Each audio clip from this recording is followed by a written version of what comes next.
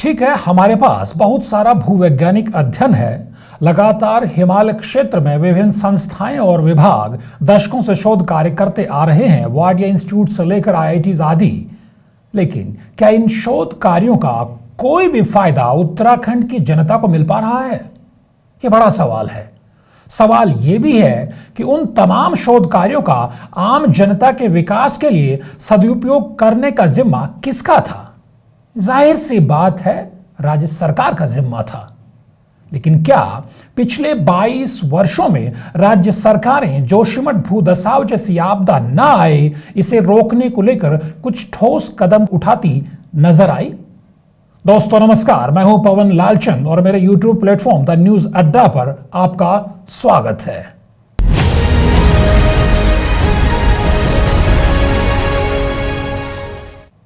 जैसा कि आप जानते हैं, आज उत्तराखंड जोशीमठ भूदसाव से पैदा हुई आपदा से जूझ रहा है। हजारों जिंदगियों के भविष्य पर संकट की दरारें हर गुजरते दिन चौड़ी और बहुत चौड़ी होती जा रही हैं। चिंताजनक यह भी है कि जोशीमठ महज एक पहाड़ी कस्बा या उपनगर भर नहीं है, बल्कि ऐतिहासिक, सांस्कृतिक, पर्यटन और भगवान बद्री विशाल के शीतकालीन प्रवास स्थल के रूप में 100 करोड़ हिंदुओं की धार्मिक आस्था का सबसे महत्वपूर्ण केंद्र है। 1962 की लड़ाई और चीन के साथ सीमा पर मौजूदा टकराव भरे हालात सामरिक लिहाज से भी जोशीमठ क्षेत्र का महत्व भारत और भारतीय सेना के लिए बतलाता है। जोशीमठ में बढ़ते भूदसाव ने न केवल उत्तराखंड की सरकार बल्कि केंद्र सरकार से लेकर दुनिया भर के पर्यावरणविदों और भूवैज्ञानिकों को एक जोरदार झटका देकर गफलत की गहरी नींद से जगा दिया है। सवाल है कि क्या उत्तराखंड की पुष्कर सिंह धामी सरकार की नींद टूट पाई है? संभव है कि केंद्र की सत्ता में प्रधानमंत्री नरेंद्र मोदी काबिज हैं, जिनका उत्तराखंड से लगाव जग जाहिर है। लिहाजा वे जोशीमठ आपदा से मिले जख्मों पर 1000-2000 करोड़ के पैकेज की मरहम भी लगा दें। लेकिन क्या जोशीमठ भूदसाव से उत्तराखंड को मिला ये जख्म इतना भर करने से भर जाएगा? सोचने वाला सवाल है, क्योंकि सवाल अकेले जोशीमठ का नहीं है आज, बल्कि सूबे के 8-10 या उससे ज्यादा शहर और न जाने कितने गांव जिनकी पीठ पर भूस्खलन और भूदसाव के रिश्ते व घाव साफ साफ देखे जा सकते हैं। ये वो गंभीर प्रश्न है जिससे भागना न केवल धामी सरकार बल्कि पूरे उत्तराखंड के लिए भारी साबित हो सकता है। आखिर भौगोलिक लिहाज से बेहद सेंसिटिव राज्य की सरकार के लिए भूवैज्ञानिक दृष्टिकोण का महत्व क्या है? क्या राज्य की सरकार की सोच भूवैज्ञानिक दृष्टिकोण को सर्वोपरि मानते हुए विकास का मॉडल तैयार करना है? जाहिर है हालात देखकर जवाब ना ही होगा, क्योंकि सरकार इस तरह से करती नजर नहीं आ रही। क्या यह सच नहीं है कि सरकारी तंत्र ने न जून 2013 की केदारनाथ आपदा से सबक लिया और न अब जोशीमठ संकट से संभलने को वह तैयार है? उल्टे सरकार ने भूवैज्ञानिक शोर शांत करने के लिए ठप्पा मार भूवैज्ञानिकों का एक समूह तैयार कर लिया है, जो किसी भी सरकारी योजना पर अपनी 1-2 पेज की रिपोर्ट लगाकर भूविज्ञान के तमाम प्रश्नों पर फुल स्टॉप लगा देता है। यह अपने आप में बेहद चिंताजनक है। यूं तो केंद्र सरकार का भारतीय भूवैज्ञानिक सर्वेक्षण विभाग यानी GSI भी है, जिसकी उपयोगिता और दक्षता पर किसी को न संदेह न कोई सवाल है। GSI के पास पूरे देश के एक एक हिस्से का सिस्टमैटिक जियोलॉजिकल रिकॉर्ड उपलब्ध है, इसलिए उस पर भरोसा है। लेकिन अपने भूविज्ञान विभाग को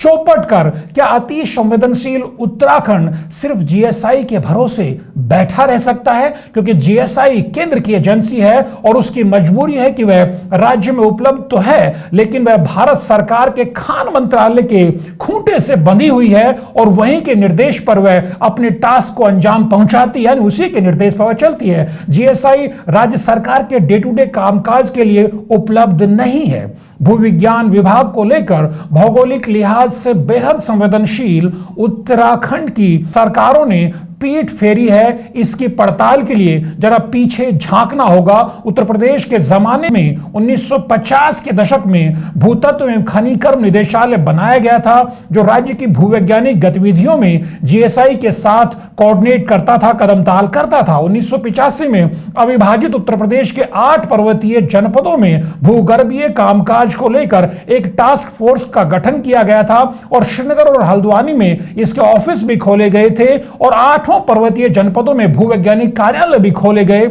यूपी के उसी शासनादेश में यह भी कहा गया था कि कोई दूसरा विभाग अपने यहां भूवैज्ञानिक का पद सृजित नहीं करेगा। लेकिन राज्य बनने के बाद आज स्थिति क्या है, इस पर विचार करना होगा। आज पीडब्ल्यूडी, यूजेवीएनएल से लेकर आपदा प्रबंधन विभाग ने अपने अपने भूवैज्ञानिक रख लिए हैं और जिन विभागों के पास अपने भूवैज्ञानिक नहीं है उन्होंने भी प्राइवेट क्षेत्र से भूवैज्ञानिकों का पैनल बना रखा है। लेकिन जिस भूतत्व और खनिकर्म विभाग के पास भूवैज्ञानिकों का अपना बड़ा अमला होना चाहिए था, उसके हालात यह है कि उस विभाग को मात्र खनन गतिविधियों में ही निपटा दिया जा रहा है। बेहद चिंताजनक है। क्या भूतत्व और खनिकर्म विभाग के निदेशक, अपर निदेशक और संयुक्त निदेशक के पद खनन एक्सपर्ट के लिए ही निर्धारित कर दिए गए हैं? खनन एक्सपर्ट का मतलब यानी कि सरकार के कमाऊपूत अधिकारी, जिनको नदी का सीना कितना खोद दिया गया उसी से फुर्सत नहीं मिलती।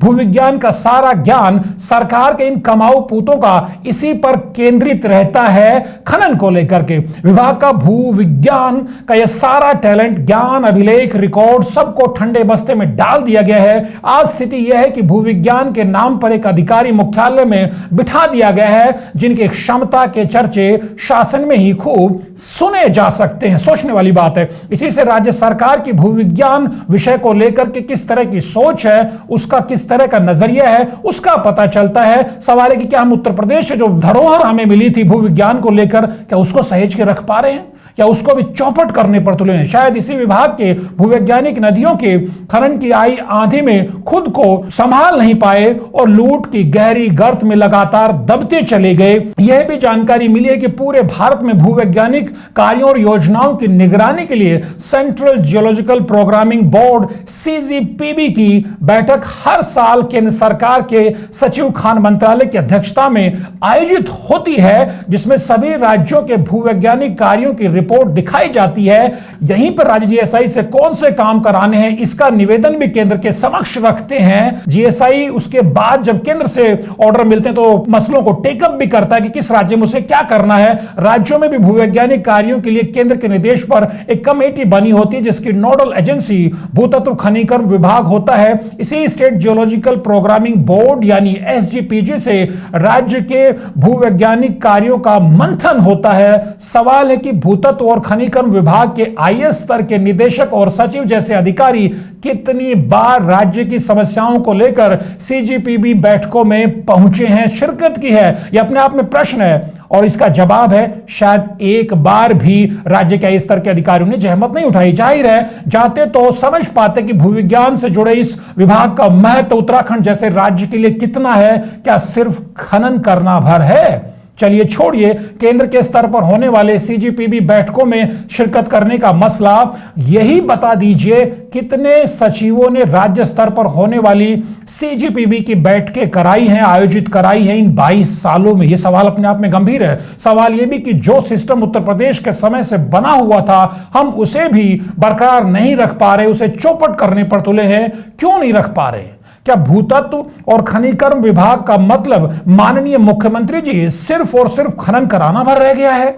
ये मुख्यमंत्री जी को सोचना होगा। जरा सोचिए ये कहां पहुंचा दिया हमने अपने इस नवोदित राज्य को। जोशीमठ भूधसाव से पैदा हुए आपदा ने हमें इन तमाम सवालों की जड़ में जाने का एक मौका दिया है। उम्मीद है मुख्यमंत्री और राज्य सरकार इन सवालों की तह तक जाएगी। आखिर उत्तराखंड जैसे भूवैज्ञानिक दृष्टिकोण से बेहद संवेदनशील राज्य में हम विकास की अंधी दौड़ में इतना तेज क्यों भाग रहे हैं? आज जोशीमठ जैसी दरकते पहाड़ की फटी बिवाइयां हमारे विकास के मॉडल मॉडल का मुंह चिढ़ा रही हैं, हमसे प्रश्न पूछ रही हैं। क्या सच नहीं कि पहाड़ में लोग सुविधाओं के लिए नहीं गए थे? दुर्गम हालात पहाड़ी जीवन का अभिप्राय ही तो है, जिसे लोगों ने खुद स्वीकार किया, खुद चुना। ना ही आदि गुरु शंकराचार्य ने सुगमता की अभिलाषा के साथ यह मठ स्थापित किया था। उत्तराखंड में चारों धामों की यात्रा एक दुर्गम धार्मिक यात्रा ही तो थी। उसे अत्यधिक सुगम धार्मिक टूरिज्म में बदल देने की जरूरत सरकार और इंसानी स्वार्थ की कहानी नहीं है तो और भला क्या है? इस पर भी हमें विचार करना होगा। जोशीमठ भूदसाव की आपदा के बाद कुछ एक्सपर्ट्स ने इशारा यह भी किया है कि एनटीपीसी की यह विवादास्पद पावर परियोजना भी किसी वेबकोस नाम की कंपनी के निजी भूवैज्ञानिक की रिपोर्ट पर ही आधारित है, जिसमें शायद जीएसआई का क्लियरेंस भी नहीं लिया गया। कितना गंभीर प्रश्न है, सुनकर ताज्जुब होता है ना। निश्चित तौर पर यह ताज्जुब वाली बात है। अगर ऐसा है तो फिर क्या जरूरत है जीएसआई की भी? अपना विभाग है नहीं, जीएसआई के भी हम नहीं मान रहे हैं। जून 2013 की केदारनाथ आपदा और अब यह जोशीमठ भूदसाव की त्रासदी क्या हमें अपनी सोच बदलने को आगाह नहीं कर रही है? किस खतरे का हम इंतजार कर रहे हैं? वैसे भी हम अतीत में बिजली और बांध के नाम पर टिहरी झील से टिहरियाली संस्कृति के गढ़ को डुबो चुके हैं। आज जोशीमठ में सिर्फ भवन मकान नहीं बल्कि संस्कृति भी दरक रही है। पौड़ी संस्कृति पहले ही पलायन कर गई है राज्य से। क्यों? क्या ये सवाल हमें नहीं पूछना अपने आप से?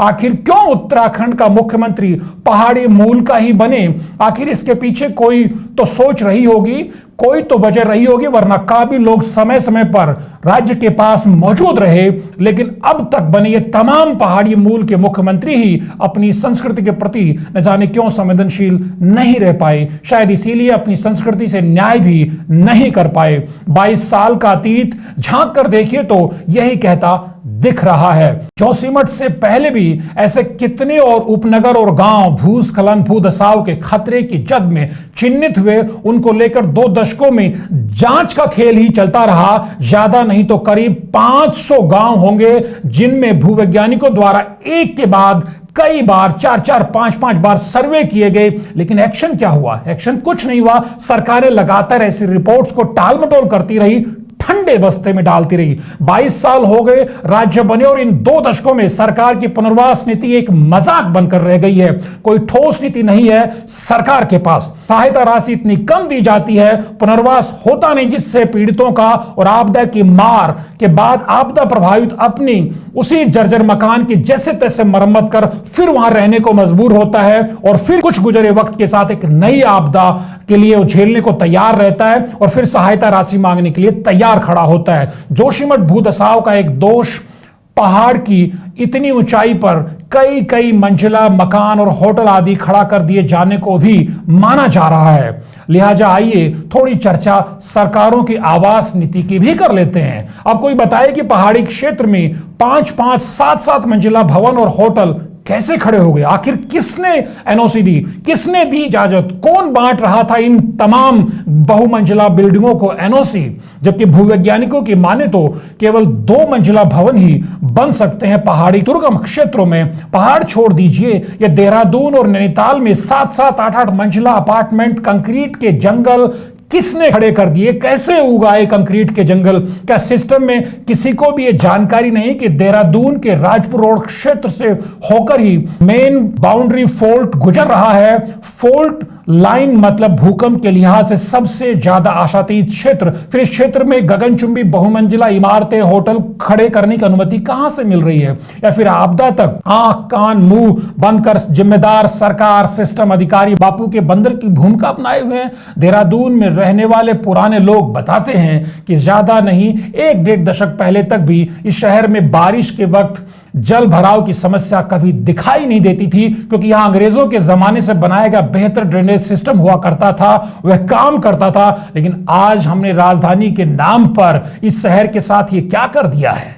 देहरादून का हमने क्या बना दिया है? जोशीमठ ने हमें मौका दिया है। सरकार और सिस्टम लापरवाही और स्वार्थ की कुंभकर्णी नींद से जागी। जब तक राज्य सरकार के पास अपना सुदृढ़ भूवैज्ञानिक तंत्र नहीं होगा, वह फ्रीलांस भूवैज्ञानिकों के भरोसे रहेगी, तो उसे जोशीमठ भूदसाव जैसे संकट का एहसास तभी होगा जब संकट नासूर हालत में पहुंच चुका होगा और हजारों लोगों के सामने आशियाने उजड़ने का खतरा मंडरा रहा होगा। हाँ, सिस्टम की कमजोरी का फायदा उठाकर कुछ फ्रीलांस भूवैज्ञानिकों की दुकानें जरूर चलती रहेंगी, लेकिन लोगों की जान पर आपदा रूपी आफत की कीमत पर यह सब होगा। निश्चित तौर पर सरकार को सोचना होगा। राज्य सरकार अगर अपने भूवैज्ञानिक तंत्र को मजबूत करे तो उसे इस विभाग से 2 दशकों के बेहतर काम भी नजर आएंगे और आगे किसी आपदा से निपटने को लेकर सटीक जानकारी भी समय पर मिलेगी। उत्तरकाशी का 1991 का प्रलयंकारी भूकंप रहा हो या फिर 1999 का चमोली का भूकंप, अविभाजित उत्तर प्रदेश के भूविज्ञान विभाग ने ही भूकंपग्रस्त क्षेत्रों के भूवैज्ञानिक सर्वे की जिम्मेदारी बखूबी निभाई थी। हमें पलटकर देखना पड़ेगा अपने भूविज्ञान विभाग को लेकर। राज्य बनने के बाद 2007 हो या 2009 हो, आपदाग्रस्त ग्राम या भूवैज्ञानिक सर्वे या जून 2013 की केदारनाथ आपदा में विस्थापितों के लिए चिन्हित स्थानों पर भूगर्भीय निरीक्षण कार्य भी तय समय पर भूविज्ञान विभाग द्वारा ही किया गया था।